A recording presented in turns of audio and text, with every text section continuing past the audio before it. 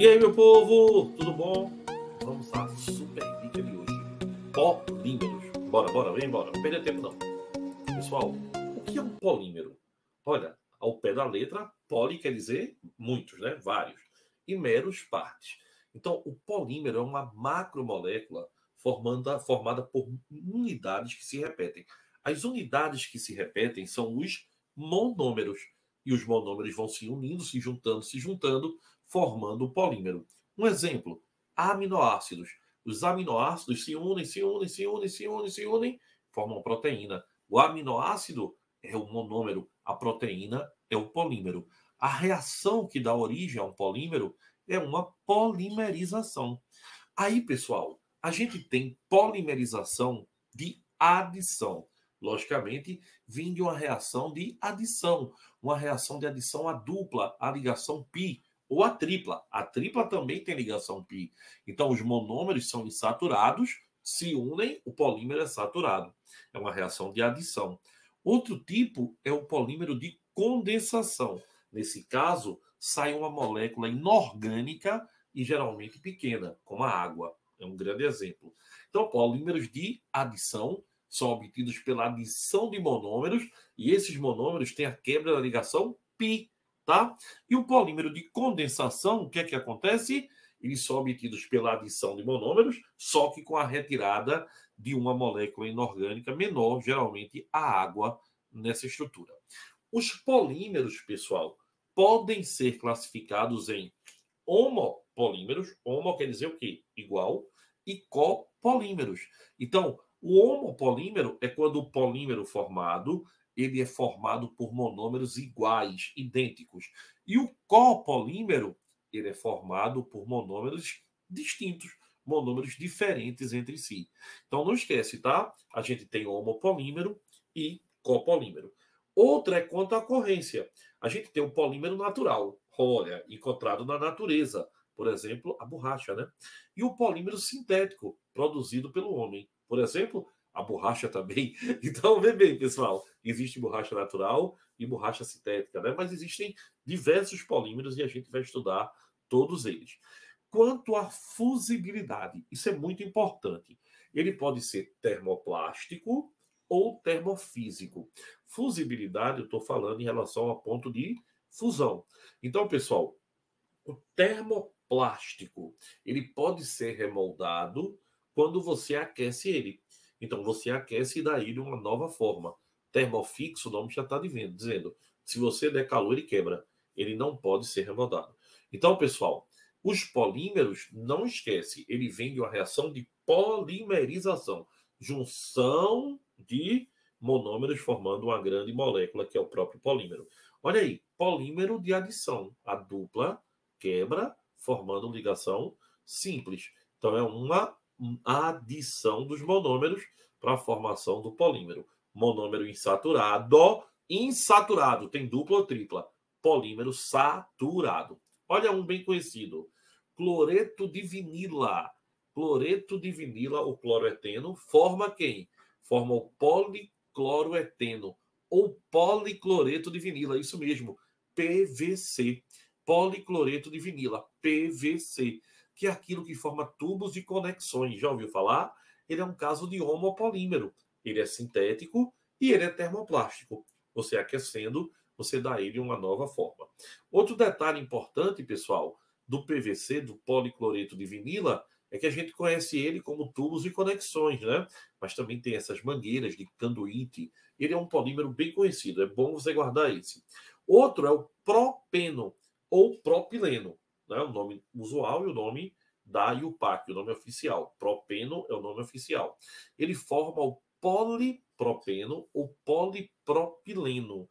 Pessoal, o polipropileno também é um homopolímero, também é sintético e também é termoplástico. Olha aí, ó, ele é que forma essa cadeira. Quase todo mundo tem uma cadeira dessa em casa. Aí você pode dizer, olha, isso aí é um polipropileno, que é um polímero de adição e é um polímero termoplástico. Então, uma informação bem interessante para você, tá? Olha aquelas bolsinhas também, ó, é polipropileno que a gente tem aqui, um plástico mais duro. As fitas, pessoal, aquela fita adesiva mais grossa é de polipropileno. Outro polímero conhecidíssimo de você é esse aí, ó. É o estireno. Estireno forma o poliestireno. Poliestireno é conhecido como isopor. Isopor é uma marca, tá, pessoal? Então você tem aqui, ó, o também chamado vinilbenzeno, viu? O nome dele também é vinilbenzeno. Então, pessoal, o poliestireno ele é um homopolímero, é sintético, e é termoplástico. Lembre-se que esse polímero, o isopor, ele é 90 a 99% de A. Aí no canal da gente tem uma experiência que eu pego o isopor, coloco na acetona e ele vira uma pequena massinha, mostrando que ele é 90 a 99% de ar. Outro detalhe importante do isopor é que ele é um isolante térmico, um isolante acústico também, tá certo? E aí, ó, e é um isolante elétrico. Então ele é muito conhecido. Isopor, todo mundo conhece, né? Olha aí, pessoal, outro polímero de adição conhecidíssimo de todos nós é o Teflon. Ele vem do tetrafluetileno. Então, ele é o politetrafluetileno. Ou politetraflueteno. Ele é o Teflon. Gustavo, onde é que tem Teflon? Teflon, pessoal, é um homopolímero sintético e termoplástico. Ele aguenta calor, né? Olha aí, ó, Teflon é o revestimento de panelas, por exemplo, né? Das frigideiras, olha aí, dessas colheres de fritura. O Teflon, ele também, pessoal, é uma fita isolante, tá? Uma fita isolante. Teflon é um material não combustível. Se riscar aqui a panelinha, não deve mais usar, porque ele é uma substância extremamente cancerígena, tá? Olha aí, chegamos agora no isopreno. Conhece? Metilbútio 3-dieno, que dá o poliisopreno. Poliisopreno, não esquece esse nome, não. É um homopolímero natural. Natural, tá? E é termoplástico. Quem é isso? Pessoal, o poliisopreno é o elásticozinho aqui da máscara, tá? Ele é feito uma borrachinha. Olha aqui, ó. Isso aqui é um mordedor Eita, esqueci o nome. Como é o nome? Mamadeira. Então, olha aí, também é um mordedor. É o patinho da banheira, tá? É uma borracha. Ele é um tipo de borracha. Tá no pneu do carro. Só que no pneu do carro, pessoal, esse polímero tem que sofrer um processo chamado vulcanização. Vulcanização é o aquecimento da borracha com enxofre. E aí, quando ele liga, ele forma pontes de enxofre. Essas pontes de enxofre, ligando na borracha, dá ela uma maior adesão. Porque a borracha, de um modo geral, no gelo, no frio, ela fica quebradiça. E no calor, ela fica paposa, mole. E aí não serviria para pneu. Já pensou? Então, um cara chamado Charles Goodyear, Goodyear mesmo, do pneu Goodyear, olha ele aí. Foi ele que teve essa sacada de colocar enxofre. Aí o nome disso é vulcanização. O enxofre forma essa ponte de enxofre que dá uma maior resistência à borracha. E aí ela passa a ser usada como, por exemplo, para pneu. Então, pessoal, a gente tem aí, ó, uma questãozinha da EFOA de Minas Gerais. A poliacrilonitrila é um polímero conhecido simplesmente por acrílico. Ela pode ser transformada em fibras que entram na constituição de diversos tecidos, sendo inclusive misturada a lã. Parte da forma estrutural desse polímero é representado abaixo. Olha aí, pessoal, o grupo CN-nitrila, né? Aí ele bota, a partir da fórmula acima, a cidade alternativa que contém o monômero utilizado para preparar a poliacrilonitrila. Olha aqui, pessoal, a poliacrilonitrila é um polímero de adição. Então, o monômero tem que ter dupla. É o acrilonitrila. Você quebra ele, ó. Ele está aqui formadozinho, ó. 3 unidades que se repetem. Tá vendo? Ele tem, ó, 1, 2, 3 unidades que se repetiram. Você se liga logo e diz, olha, é esse que é o meu monômero. Só que ele é um polímero de adição, então o monômero tem que ter uma dupla. Ah, olha aí. Então, como tem que ter uma dupla, letra C. Legal, né? Vê bem, pessoal, existem diversos polímeros, tá? Deixa eu falar para você aqui. Um dos mais conhecidos é o plástico, né? O plástico é o polietileno, que vem do eteno. Então, o eteno forma o polietileno. Lembre-se que o polietileno, quando ele tem cadeia normal, ele forma um plástico duro. Quando ele tem cadeia ramificada, ele forma o plástico mole, tá? E plástico, pessoal, ele é um polímero mais utilizado no planeta Terra. A gente tem que aprender a trabalhar com plástico, porque a gente vê muita imagem, né, do plástico jogado no mar, tal, aí os peixinhos lá morrendo, os bichinhos. Então, assim, pessoal, não vai se deixar de usar plástico na sociedade. Isso é um fato, tá? Então, o que é que a gente precisa entender? Temos que saber usar plástico, né? Porque tirar ele de circulação é praticamente impossível. Então, vamos embora. A segunda parte. Lembre-se que o plástico é um polímero de adição, tá? O polietileno. Agora, vamos para os polímeros de condensação. Polímero, né, todo mundo sabe, vem de uma reação onde você vai ter um monômero formando um polímero e liberando uma molécula menor, inorgânica. Então, por isso que isso é um polímero de condensação. Lembre-se, nos polímeros de adição não tem outro produto, só forma o polímero. No polímero de condensação, forma o polímero mais uma molécula menor. Por exemplo, aminoácido forma a proteína e libera água. Então, é um polímero de condensação, tá? Quando é adição, forma um único produto, que é o polímero, certo? Não esquece isso, não.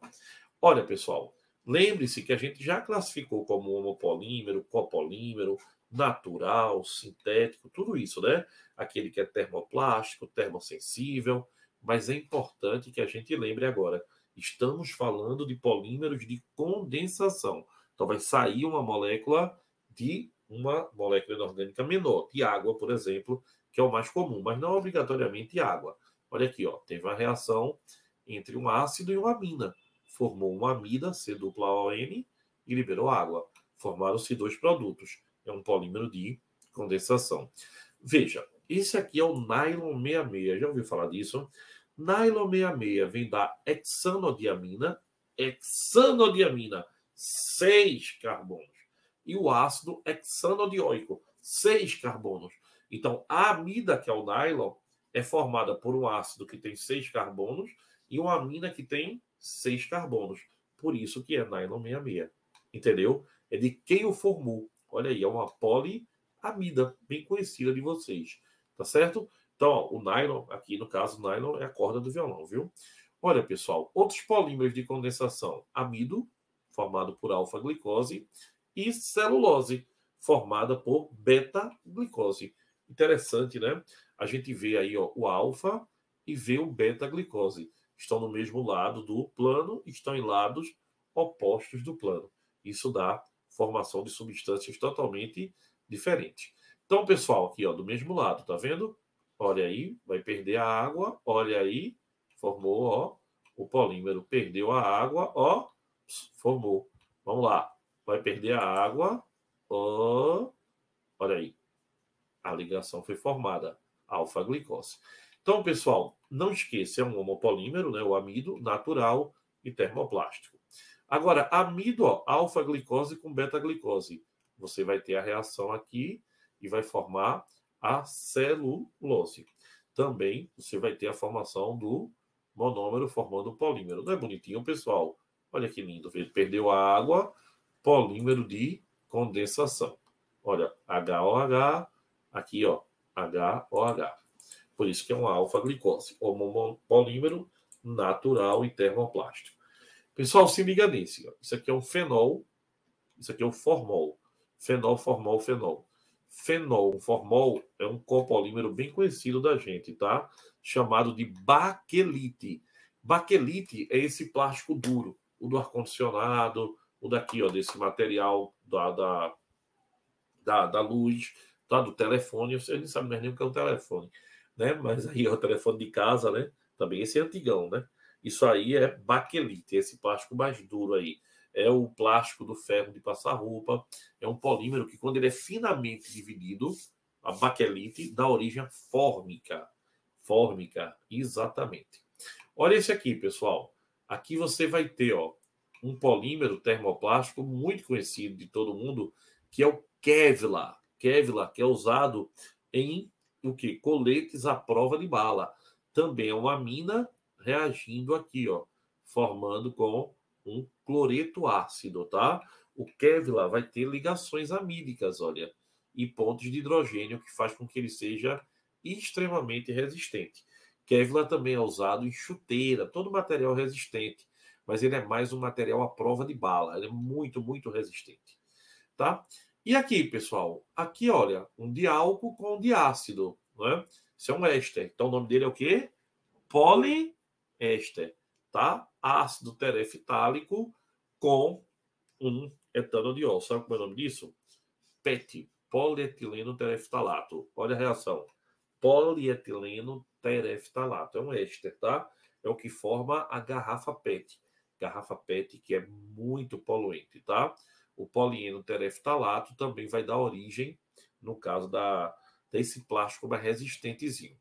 Então, pessoal, não esquece que a gente tem hoje em dia a política dos 5 R's, que já foram 3 R's, né? Reduzir, reciclar e reutilizar. Então, lembre-se que reutilizar, né? Reduzir é você usar menos. Reutilizar é dar uma nova função em reciclar. Quando você pensa nisso tudo, você sabe que polímero é extremamente impactante no meio ambiente. Então, ele fala aqui do Kevlar, que é uma poliamida, tá vendo? Aí ele diz, ó, a reação química de obtenção desse polímero tem 2 monômeros, um de caráter ácido e outro de caráter básico. Então você tem aqui uma amina e um ácido, que forma a amida. O ácido tem caráter ácido, ó, Gustavo, é mesmo? É. E a amina tem caráter básico, né? É a base orgânica. Indica a classificação dessa reação. Formou o polímero e liberou uma molécula menor. É um polímero de condensação, não é? E na letra C, considerando o monômero de caráter básico, apresenta a equação química completa. Olha aqui, a diamina e aqui o diácido, né? Vai tirando a reação, ó, formando o composto e mais o HCl, formando aí, ó, passo a passo, a reação até formar o produto final. Então, pessoal, não esquece, tá? É fundamental que a gente lembre polímero. Logicamente, aqui agora eu falei de alguns polímeros, tá? Existem outros polímeros. Existem polímeros que são bem mais conhecidos de vocês, tá? Eu quero que vocês entendam que esses são os principais, aqueles que a gente não pode deixar de conhecer, tá? A gente não pode ir para uma prova sem conhecer esses polímeros. Por exemplo, um polímero que você estuda muito em biologia e que cai na prova de química. Vem cá. Proteína. Olha aí, ó. Deixa eu mostrar aqui para você. Olha, as proteínas. Proteína é um polímero. Hemoglobina, por exemplo, né? Então você tem, ó, a proteína pode ter uma função enzimática, de transporte estrutural, de defesa.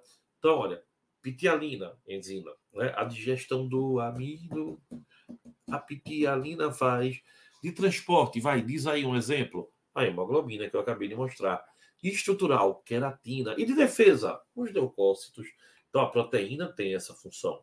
Lembre-se que ela tem a estrutura primária, que é a sequência de aminoácido, a secundária, que é a forma helicoidal, depois o terceiro, a fórmula terciária, que é o desdobramento da cadeia, e a estrutura quaternária, que são várias cadeias proteicas, né?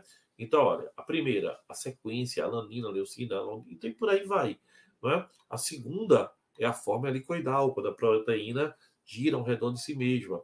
A terceira é o desdobramento da cadeia, ela vai dobrando, ó, vai ficando uma estrutura bem mais complexa, né? E na quarta, a união de várias cadeias proteicas.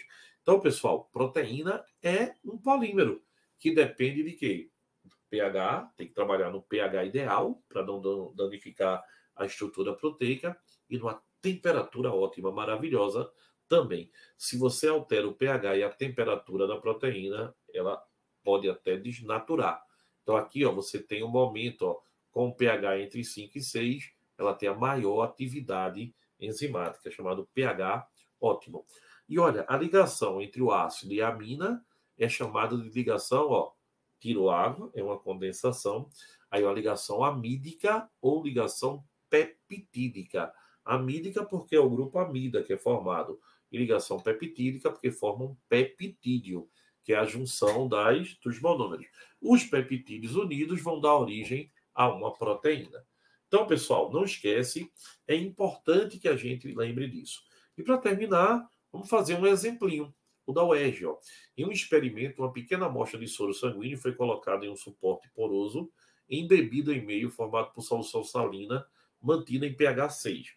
Através desse suporte, estabeleceu-se o circuito elétrico, como mostra a seguir. Olha aí, você tem um... Sabe-se, a carga elétrica de uma proteína depende do pH do meio em que ela está dissolvida. O ponto iseletrônico, o PI da proteína, corresponde ao pH do meio onde ela é eletricamente neutra. Ela é um aminoácido, né? Ácido e base. Amino é a base e o ácido, logicamente, é o ácido. Quanto mais afastado do pH do meio for o ponto iseletrônico de uma proteína, maior será a sua carga. Então, a gente tem aqui, ó, velocidade e os valores do PI médios, 8, 7,5, 4,8. E ele quer a ordem crescente das velocidades de migração, que foi que a gente falou, quanto mais afastado o valor, não é, mais distante vai estar. Então, a gente vai ter aqui, ó, 0 a 14, valor do pH. Então, você vai ter aqui, ó, cada um desses valores. Vai de 4,8 a 8, passando aqui pelo 6 e 7,6. Lembre-se que 6 foi o pH dado. Então, pessoal, quem é que está mais afastado? 8, né? Então, de 6 para 8, 2. Aqui, ó, de 6 para 7,5, 1,6. Então, de 6 para 6,6, 0,6. E de 6 para 4,8, 1,2. Está respondida a sua questão, né? De forma belamente. V3 é a maior, V4, depois V2, depois V1. Gostasse dessa questão? Se fosse tu, refazia. Ela disse, vale muito a pena fazer. Letra D. Se tu tiver dúvida, tu me procura. Legal? Beijão, pessoal. Valeu.